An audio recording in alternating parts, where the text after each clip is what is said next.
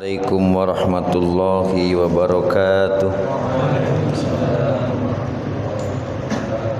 Alhamdulillahi rabbil alamin. Wa bihi nasta'inu ala umuri dunya waddin. Wassalatu wassalamu ala asyrafil anbiya'i wal mursalin Sayyidina wa maulana Muhammadi wa ala alihi wa ashabihi ajmain. Amma ba'du. Hadratal mukarramin, para asatidz wal asatizah, para ulama, para kiai, tokoh masyarakat, bil khusus para pengurus masjid dan para pengurus lingkungan yang sama-sama hadir, juga para jamaah yang dekat ataupun yang dari jauh, semuanya mudah-mudahan kita sekalian mendapatkan keberkahan dari Allah Subhanahu wa taala. Terlebih dahulu sama-sama kita baca suratul Fatihah. Mudah-mudahan Allah memberikan sehat walafiat kepada kita semua, diberikan panjang umur dengan manfaat dan barokah, dimudahkan segala urusan, dikabulkan hajat, diberikan keturunan yang soleh solihat. Juga mudah-mudahan dengan taklim ini kita sekalian mendapat pengampunan Allah Subhanahu wa taala. Juga kedua orang tua kita, guru-guru kita, dan orang-orang yang sudah berbuat baik kepada kita semua. Tidak lupa pula kita doakan saudara-saudara kita yang sedang sakit, semoga Allah memberikan kesembuhan. Saudara-saudara kita yang sedang mendapatkan kesulitan, semoga oleh Allah diberikan kemudahan. Juga tidak lupa kita juga doakan orang-orang yang sudah berinfak sedekah untuk kemaslahatan atau kemakmuran di masjid ini atau dimanapun. Semoga Allah gantikan di dunia dan di akhirat dengan yang lebih baik, lebih banyak, lebih berkah lagi. Ala kulli niyatin sholihah wa ila hadratin nabil mustafa sayyidina rasulillah sallallahu alaihi wasallam. Al-Fatihah. A'udzu billahi minasyaitonir rajim. Bismillahirrahmanirrahim. Alhamdulillahi rabbil alamin arrahmanir rahim maliki yaumiddin. Iyyaka na'budu wa iyyaka nasta'inu ihdinas siratal mustaqim siratal ladzina an'amta 'alaihim ghairil maghdubi 'alaihim waladdallin. Qala al-muallif rahimahullah, nafa'ana Allahu bi'ulumihi naf'an mubarakan lana wa lidinika wa linnas ajma'in. Al-Fatihah. A'udzu billahi minasy syaithanir rajim. Bismillahirrahmanirrahim. Alhamdulillahi rabbil alamin arrahmanir rahim maliki yaumiddin. Iyyaka na'budu wa iyyaka nasta'in ihdinas siratal mustaqim siratal ladzina an'amta 'alaihim ghairil maghdubi 'alaihim waladdallin. Bismillahirrahmanirrahim. Al-khamisu ghuslur rijlaini ma'al ka'baini wa illam yakuna fi mahallihimal mu'tadi. Masih tentang fardu wudu. Malam ini fardu wudu yang kelima. Semuanya ada berapa? Ada 6 ya. Ada 6. Malam ini yang kelima. Al-khamisu, fardu wudu yang kelima, ghuslu rijlaini, adalah membasuh dua kaki, ma'al ka'baini, beserta kedua mata kaki. Sampai sini paham ya? Membasuh kaki beserta mata kakinya, berarti mata kakinya harus ikut terbasuh ya, bukan batasnya, tapi mata kaki harus terbasuh. Wa illam yakuna fi mahallihi mal mu'tad, Sama nih seperti tangan, kemarin ada sikut. Sekalipun wa illam yakuna, sekalipun kedua mata kaki tidak ada pada tempatnya, artinya adanya itu bukan pada tempat yang biasa. Misalnya agak naikkan dikit, di bawah dia tidak ada mata kakinya itu di tengah-tengah betisnya, maka yang harus dibasuh termasuk apa? Mata kaki itu, karena ukurannya mata kaki. Seperti tangan kemarin ya, walaupun sikutnya di mana? Di atas, karena batasannya apa kemarin? Sikut, maka harus sampai sikut. Nah ini pun sama, karena batasannya itu mencakup mata kaki, maka membasuh kaki itu walaupun mata kakinya naik sedikit ke atas, misalnya deketin lutut ya, maka harus termasuk itu dibasuh. Bagaimana kalau tidak ada mata kaki? Nanti dibahas. Wattafaqo, dan sepakat. Siapa al ulama, para ulama, ala annal murada bil ka'baini, bahwasanya sesungguhnya yang dimaksud dengan ka'bain, mata kaki, adalah al-admani al-barizani bainas saqi wal qadami. Yang dimaksud ka'bain, mata kaki, adalah dua tulang yang ngejendol bainas saqi wal qadam, antara betis dengan telapak kaki. Ngejendol nggak?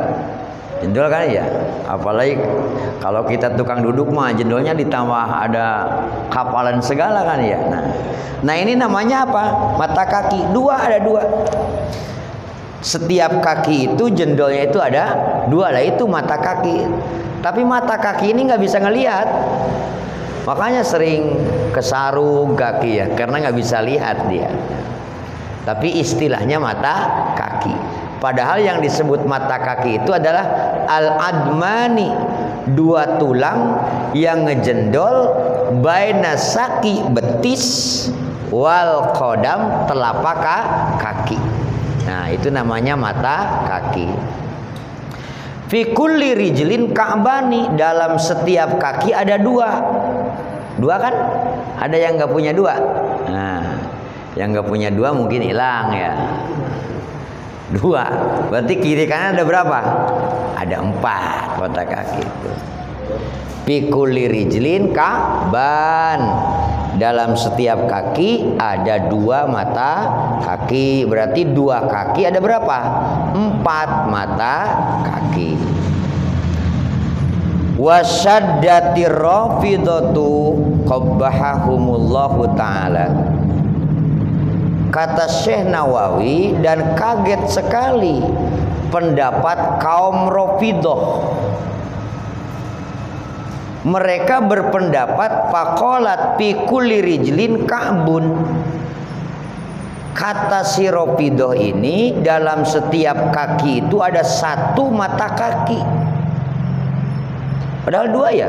Nah ini kata Syekh Nawawi, mungkin ada kaum Rafidah yang menyebutkan bahwa mata kaki itu setiap kaki ada berapa? 1. Padahal buktinya berapa? 2. Sepakat para ulama 2. Makanya kata Syekh Nawawi, aneh pendapatnya kaum Rafidah yang menyebutkan bahwa mata kaki itu dalam 1 kaki ada 1, padahal dalam buktinya ada 2 mata kaki. Kata Rafidah ini, yang disebut ka'bun atau mata kaki adalah al-admul ladzi fi dhahril qadami. Beda nih dengan pendapat ulama-ulama tadi.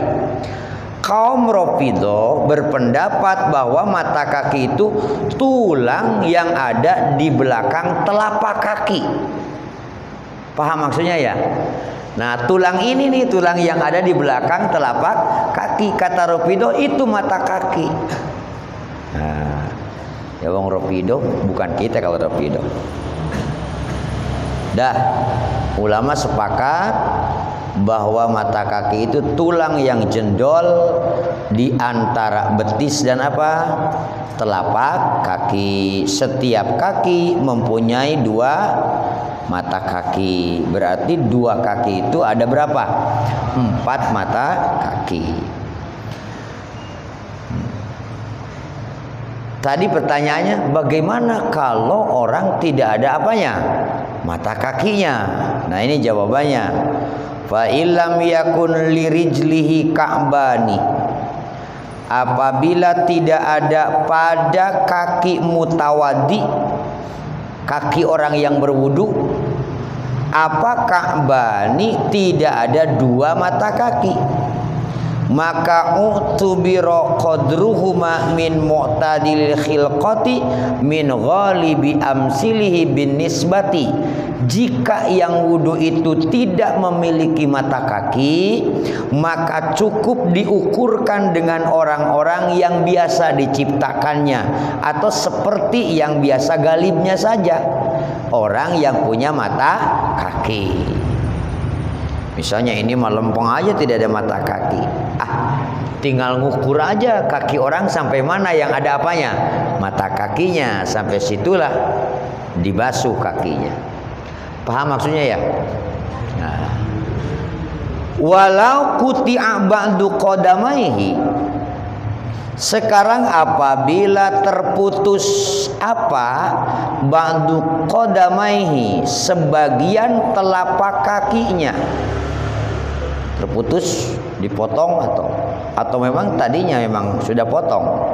Wajaba ghuslul baqi. Wajaba, maka wajib apa? Ghuslul baqi, membasuh yang sesisanya saja. Bila kakinya itu terpotong atau tidak ada bagian telapaknya, maka cukup ia membasuh sisanya saja, sisa dari yang terpotong. Fa in kuti'a min fawqil ka'bi, bagaimana kalau ya potongnya itu di atas mata kaki? Wah, tadi makan gambarannya kalau di bawah apa? Kalau di bawah mata kaki, maka kita cukup membasuh yang tersisa saja sampai melewati mata kakinya sedikit, mencakup. Ini malah potongnya itu di atas mata kaki, jadi nggak ada mata kakinya. Apa bebas, nggak usah basuh kaki? Jika terjadi begitu, apabila yang terputusnya itu, terpotongnya itu min fauqil ka'bi, di atas mata kaki, fala fardhu alaihi, maka tidak wajib dia membasuh kaki. Sebab nggak ada, ya kan? Sebab nggak ada. Tetapi wa yusannu ghuslul baqi, disunatkan saja membasuh kaki yang ada, ya kan? Misalnya di tengah-tengah betisnya dia ya terpotong, tidak wajib dia. Yang kanan mah ada, wajib dibasuh. Yang kiri di atas mata kakinya terpotong, tidak ada ke bawahnya, tidak wajib, tetapi sunat dia membasuh kaki yang ada, sesisanya saja. Ya, lumayan itu juga ya. Bahkan dapat pahala apa? Sunnah. Wa yajibu ghuslu ma alaihi ma min sya'rin wa ghairihi. Dan wajib membasuh segala sesuatu. Ma ini kan kalimat umum, artinya bisa bulu, bisa daging, apa saja yang tumbuh pada kaki tersebut yang wajib dibasuh tadi. Ma alaihima, wajib membasuh segala sesuatu, alaihima yang ada di itu 2 kaki, min sya'rin dari bulunya, wa ghairihi dan selain sya'ar, selain bulu apapun itu. Penjelasan ini sudah kemarin pada saat menjelaskan tangan. As-sadisu, yang ke-6. Jadi bahasa Arab mas sadis itu 6. Kalau bahasa Indonesia sadis itu waduh bangetan ya.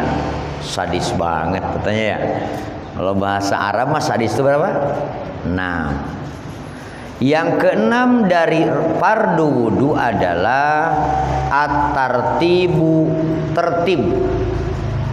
Definisi tertib itu apa? Mendahulukan yang mesti didahulukan, mengakhirkan yang mesti diakhirkan.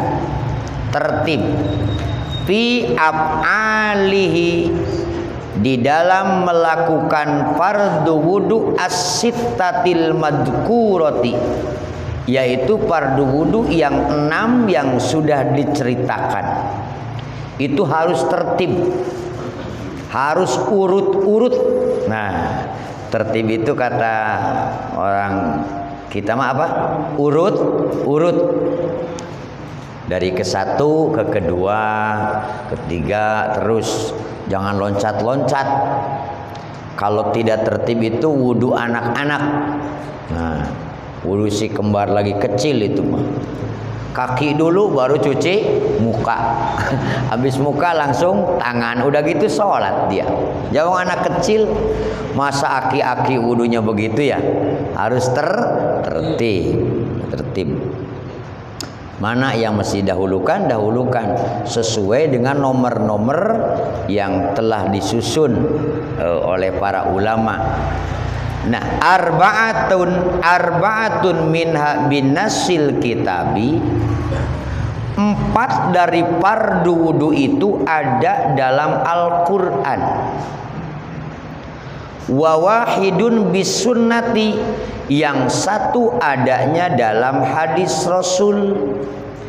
Kemudian mana yang ada dalam hadis Rasul? Wa huwa an-niyatu, adalah niat. Jadi fardu wudu itu, ulangi, 4 konteksnya langsung diambil dari Al-Qur'an. Adapun yang satu adalah niat, itu diambil dari hadis innamal a'malu binniyati, hadisnya. Kan 6, satu lagi wa wahidun bihima. Adapun yang satunya lagi ini ada di Quran atau diambil sumbernya dari Quran dan diambil sumbernya dari hadis. Artinya ada pada keduanya. Yang mana? Wa huwa at-tartibu, yaitu tartib. Nah, tartib ini sumber hukumnya diambilnya makna dari Quran dan dari hadis Rasulullah sallallahu alaihi wasallam. Mana dalil Qur'annya? Bukan teksnya. Bukan teks ayat sekian surat anu menyuruh tartib, bukan begitu. Tetapi melihat kalimat-kalimat di Quran. Di sini Syekh Nawawi menyebutkan wa wajhu dilalatil kitabi alaihi wa huwa kaunuhu ta'ala zakaro mamsuhan baina magsulatin fi qawlihi fagsilu wujuhakum wa aydiyakum ilal marafiq wamsahu biruusikum wa arjulakum ilal ka'bain. Ini kalimat perintah wudu sekaligus menunjukkan keharusan tartib dalam wudu. Kata Syekh Nawawi Al-Bantani, adapun cara Al-Quran memberikan petunjuk tentang tertib adalah firman Allah Subhanahu wa ta'ala yang menyebutkan tentang mamsuhan, mengusap kepala, baina magsulati, antara 2 basuhan. Mana? Membasuh tangan, membasuh kaki, di tengah-tengahnya ada mengusap kepala. Ayatnya mana? Bisa dilihat di kitabnya ada.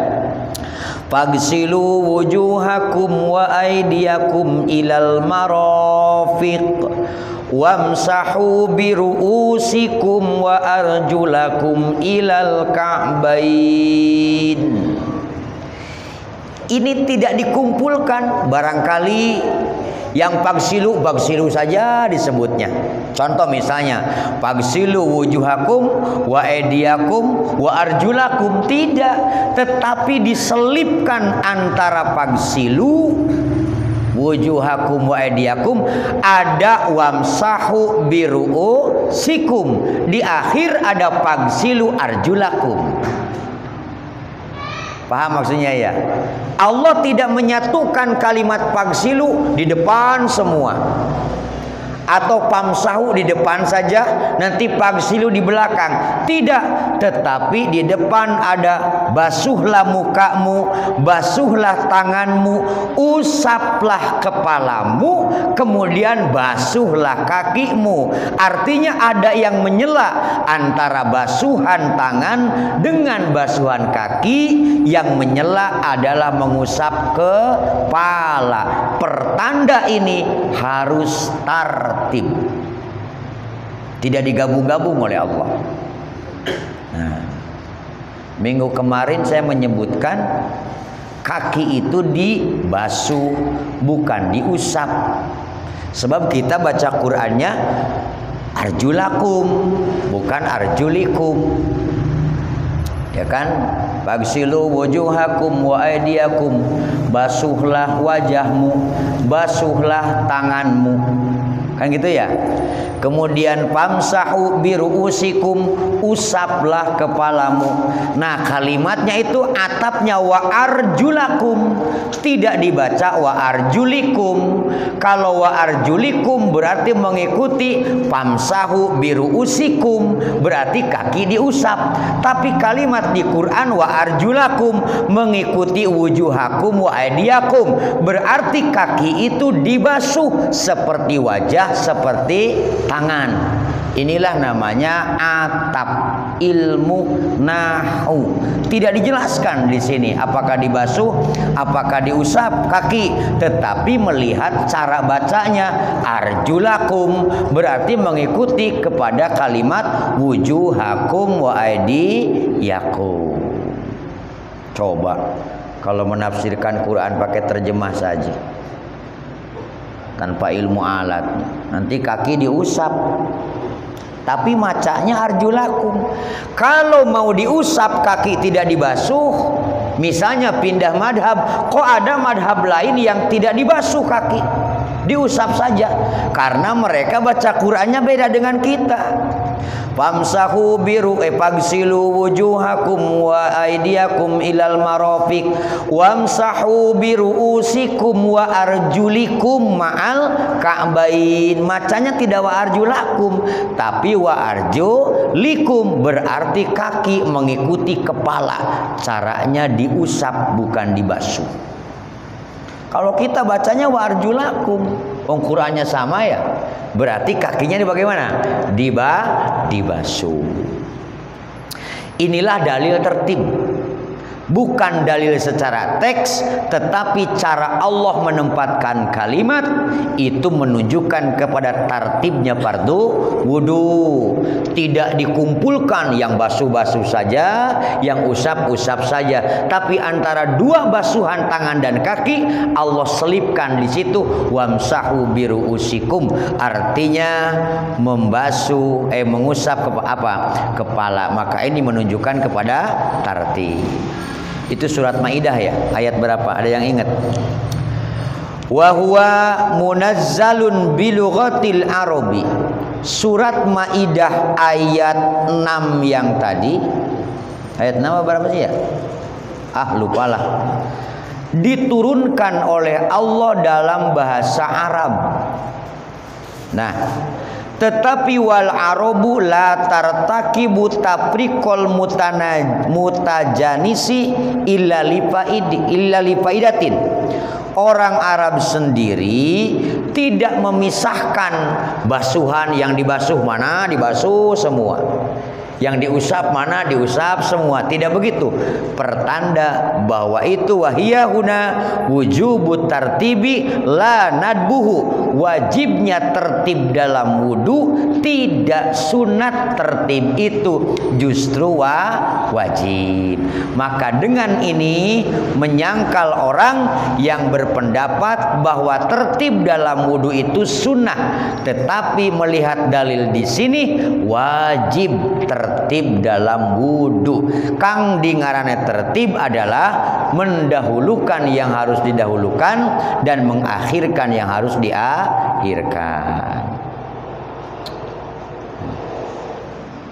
Itu satu dalam Quran.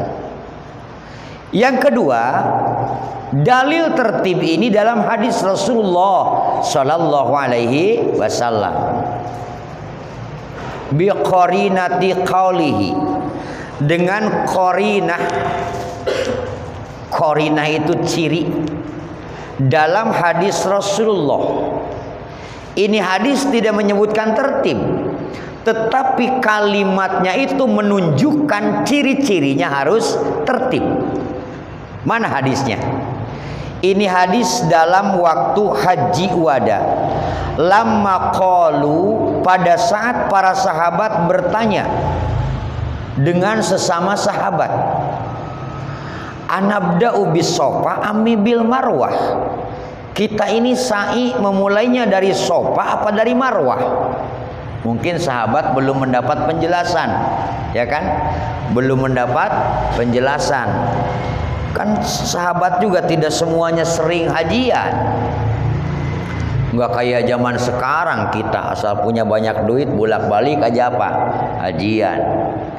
Nah, walaupun sekarang ongkosnya mau naik ya, yang punya duit mah nggak ada masalah. Mau 69 juta, mau 100 juta, buktinya yang 350 juta juga berangkat ya. Nah, yang pejet mah ya kita yang nggak punya duit. Sedikit juga nggak bisa berangkat, ditambah mahal makin nggak bisa berangkat aja kan. Wah, ya udahlah. Hajiannya Jumatan aja tiap Jumat ya. Nah, itu kan Jumatan orang-orang kere kayak kita nih. Masya Allah. Dalam riwayat disebutkan Rasul itu hajiannya cuma sekali, haji wada. Umrohnya 4 kali. Makanya saya pingin, aduh, suka rada malu ya hajian melulu gitu ya. Nah, kelakuan mah nggak berubah-berubah. Nggak disebut haji ngambek. Iya kan? Masya Allah. Ada bagusnya, tapi kadang-kadang ada orang yang pulang hajian jajak jadi ustad kan. Tadinya bukan ustad, begitu pulang hajian dadak jadi apa? Ustad. Dikirain kalau hajian itu lagi ujian jadi ustad, bukan.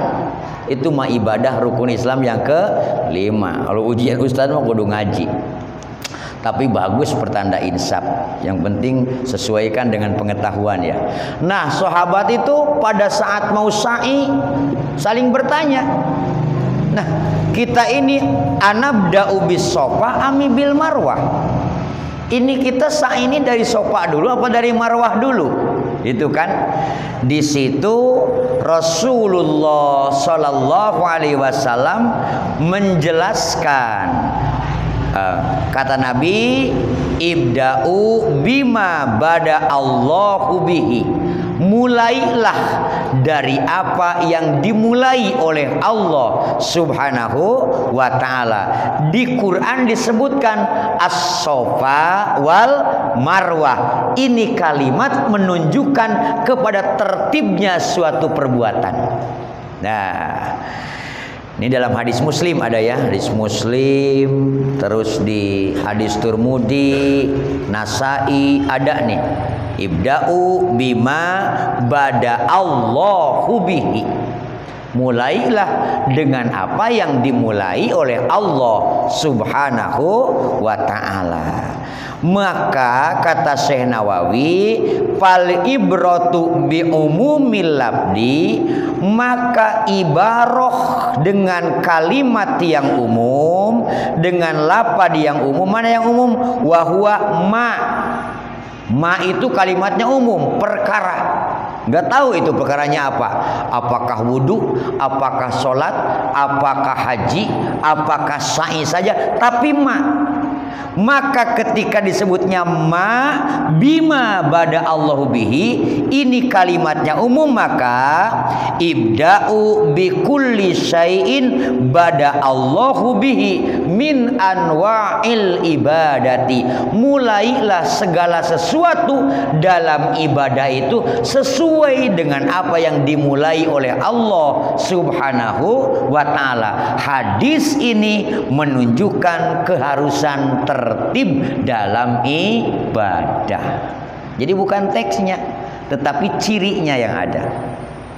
La bi khususi sababilladhi huwa sa'yu baina Safa wal Marwah, bukan karena sebab ada kalimat Safa dan Marwah, tetapi seluruh ibadah, bukan hanya sa'i saja yang harus tertib, termasuk wudu, termasuk sholat. Sholat kan harus tertib, sholat ya tertib.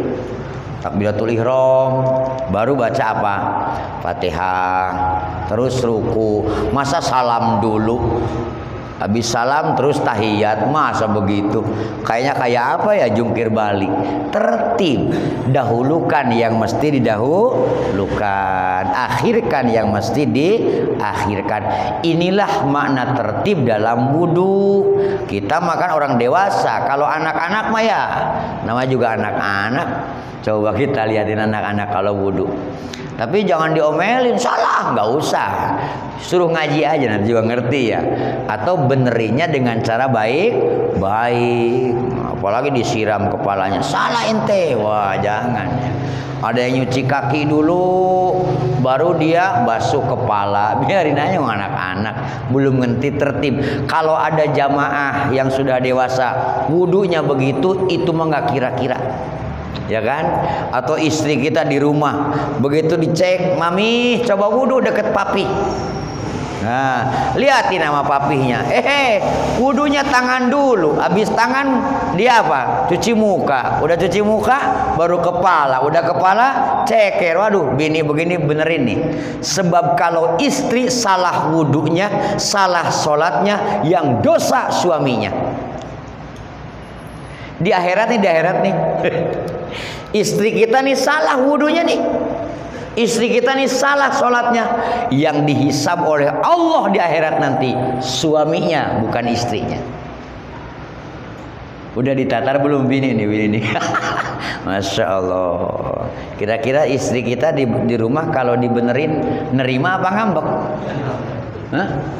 Ngambek, so tahu gitu. Aduh, Bu, jangan begitu gitu ya. Masya Allah. Jadi laki-laki ini memang nasibnya begitu. Di dunia capek cari nafkah, ya kan?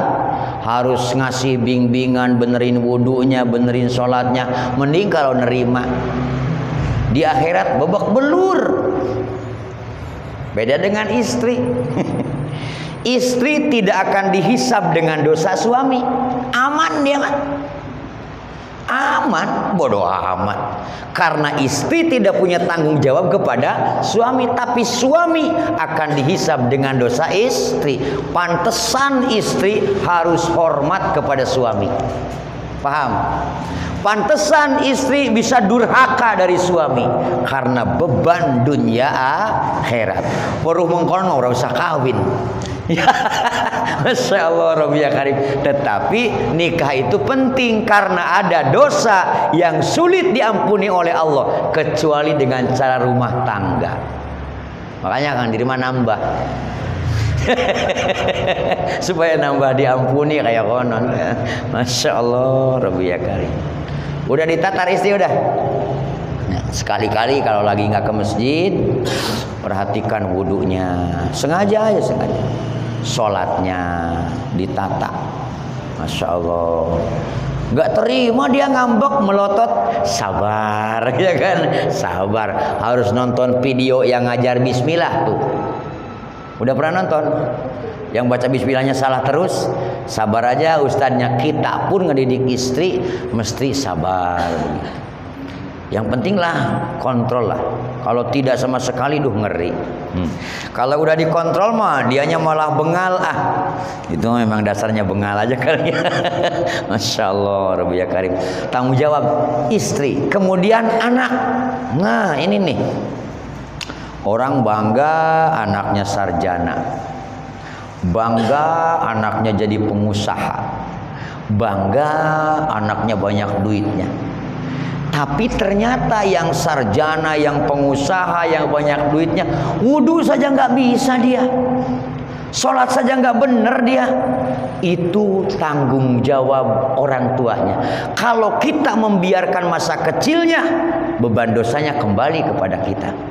Tapi kalau kita sudah mendidik dia, menyekolahkannya, suruh datang ke pengajian, datang ke majelis taklim, tentu itu bukan kesalahan orang tua. Kontrol anak kita. Kan kadang-kadang kita ini salah makna ya. Anak yang soleh itu yang sering ngasih duit, tapi nggak pernah sholat. Itu soleh. Dia mah soleh banget, tiap ketemu ngasih duit tapi nggak pernah sholat. Bukan soleh, baik itu mah.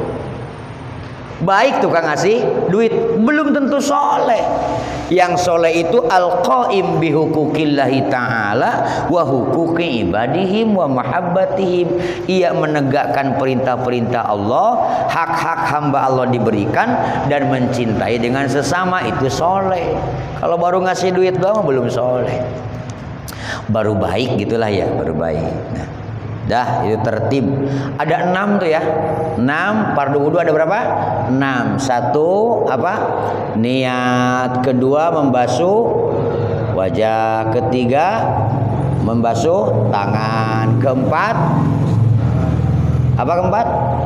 Ngusap kepala. Yang kelima basuh kaki. Yang keenam tartib. Lu telinga nggak kesebut.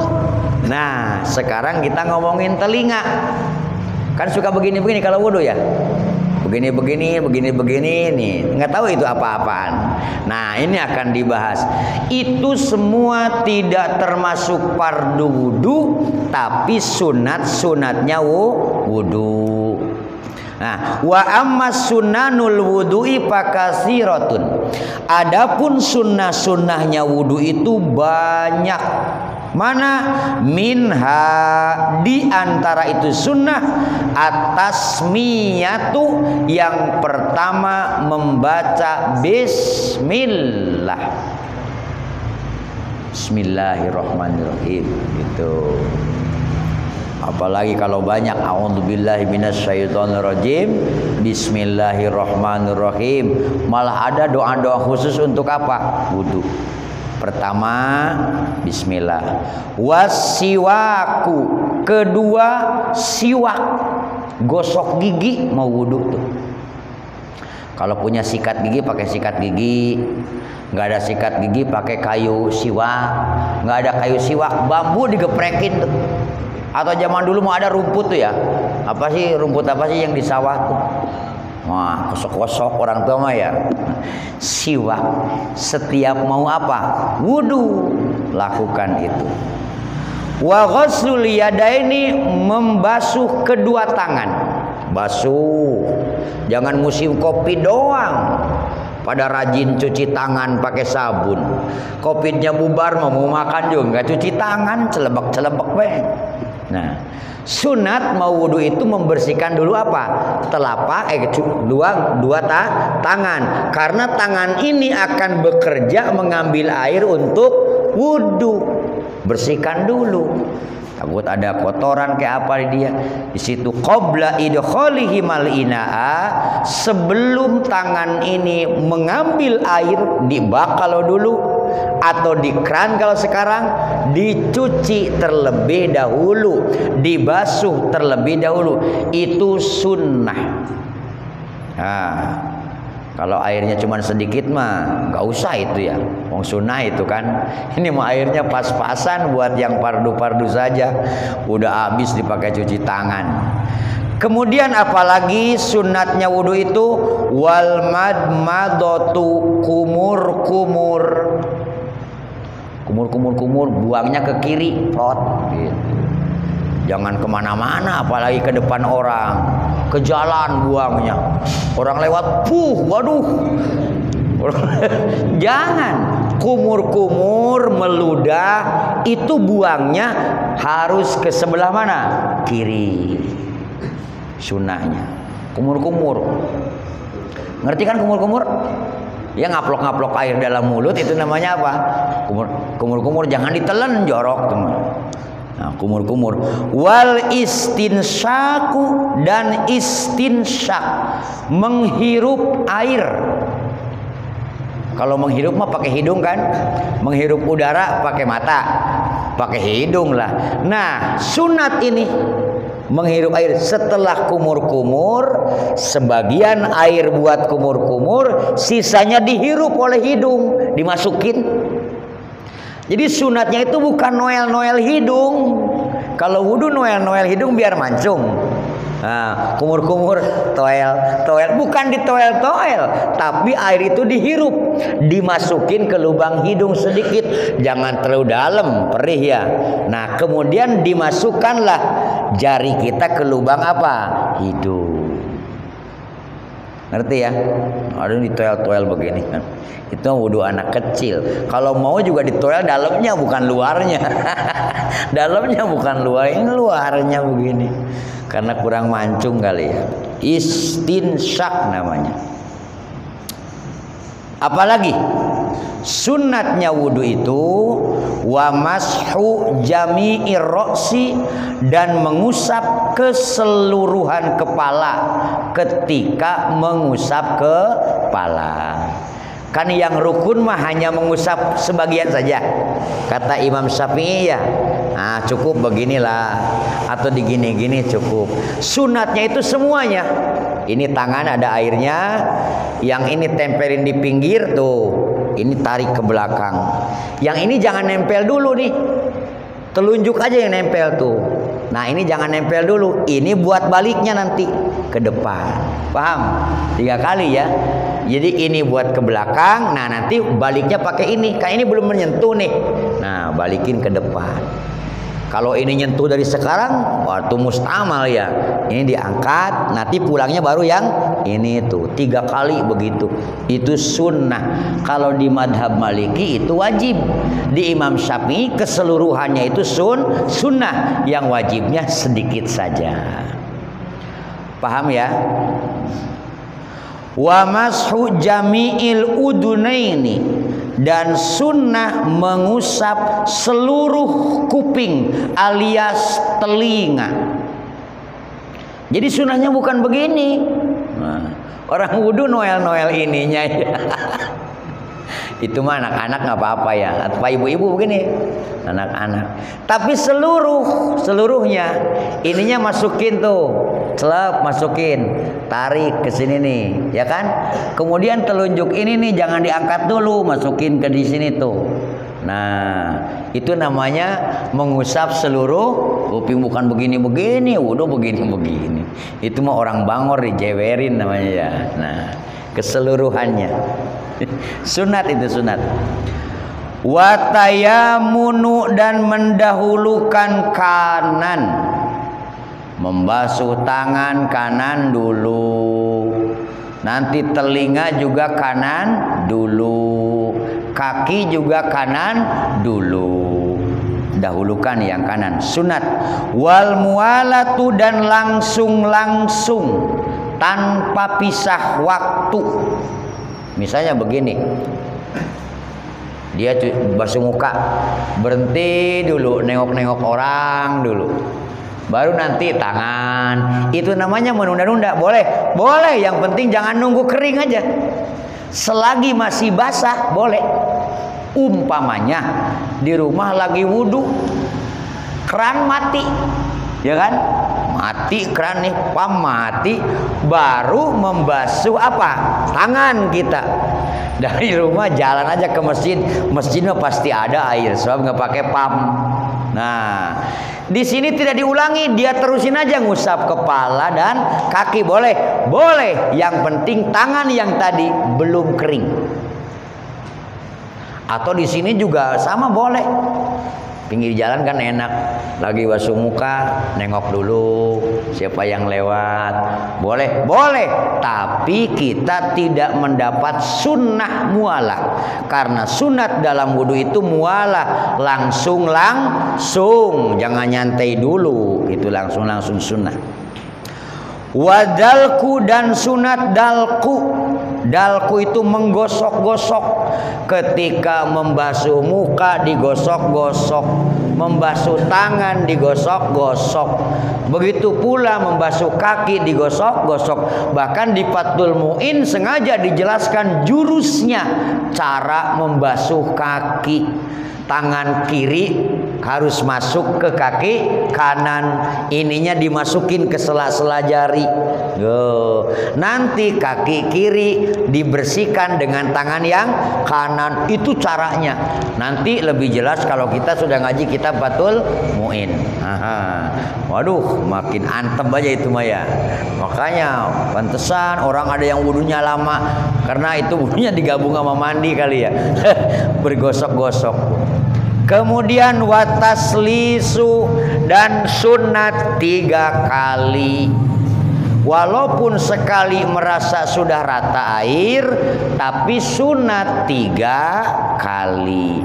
Kalau 3 kali merasa belum rata, maka jadi 4 kali. Supaya dapat sunnah, tambahin 1 kali jadi 5 kali.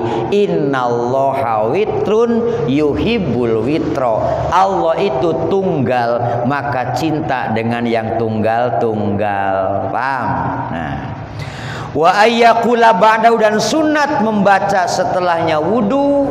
Apa yang dibaca? Asyhadu alla ilaha illallah wahdahu la syarikalah wa asyhadu anna muhammadan abduhu wa rasul. Terus Allahumma ij'alni minat tawwabina waj'alni minal mutatahhirin. Itu sunatnya apa? Wudu. Wallahu a'lam bishawab.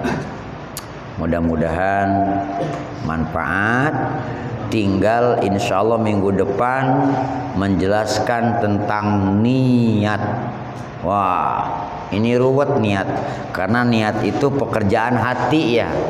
Pekerjaan hati, moga-moga kita diberikan umur panjang, sehat walafiat, sehingga terus bisa mencari ilmu. Kita doa sama-sama. Allahumma sholli wa sallim wa barik ala sayyidina wa habibina wa syafiina wa karimina maulana Muhammad wa sallim radhiyallahu tabaraka wa ta'ala kulli sahabati rasulillahi ajmain. Alhamdulillahi rabbil alamin. Allahumma sholli ala sayyidina Muhammadin wa ala alihi wa sahbihi ajmain. Tawassalna bi tawassalna bi ta'limi antarzuqanal wasi'ah wa antarzuqal amanah. Rabbin fa'na bima 'allamtana, rabbi 'allimna alladhi yanfa'una, rabbi faqihna wa faqih alana wa qarabatil lana fi dinina. Rabbana atina fid dunya hasanatan wa fil akhirati hasanatan wa qina adzabannar. Walhamdulillahi rabbil alamin. Wassalamualaikum warahmatullahi wabarakatuh.